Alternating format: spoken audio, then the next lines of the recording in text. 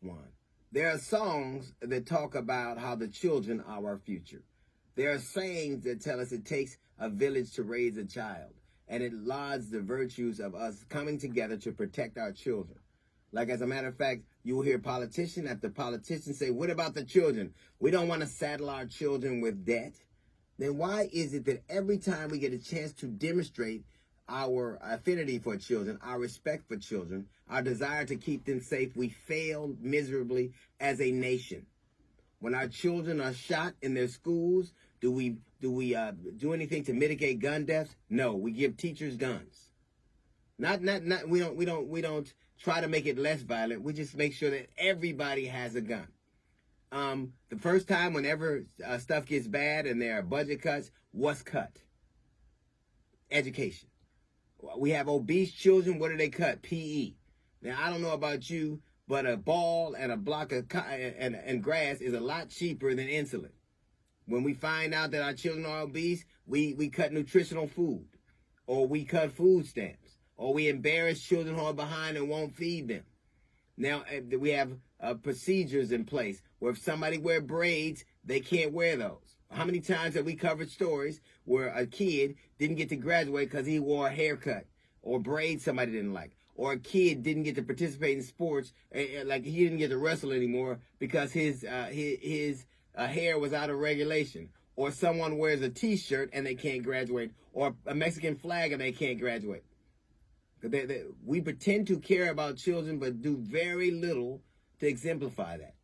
We don't make sure that they're safe any other way. When schools are shut up as they will, I don't care if it's San Diego or the school Douglas in Florida, the response is always the same, nothing. So it should come as no surprise that some of the very states who in response to school shootings decided to give teachers guns.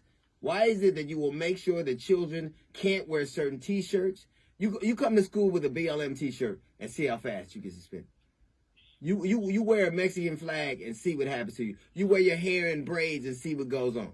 All of these are to pretend like we're trying to keep uniformity and safety, but none of that is true. The very states right now who were so quick to give teachers guns will not give them masks. I guarantee you more children will be sickened with COVID or died from COVID than died in shootings.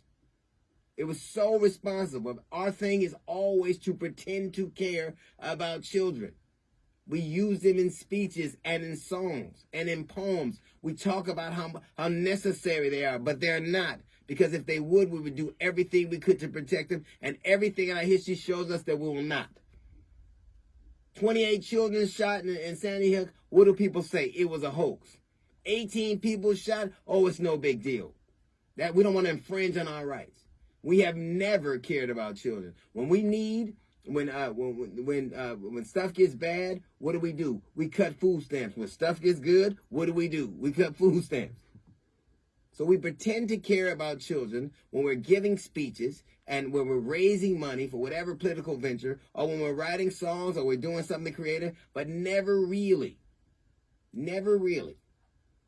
You can tell there were people who didn't want students to wear their pants sagging, and there were laws put in place in certain cities they couldn't do that.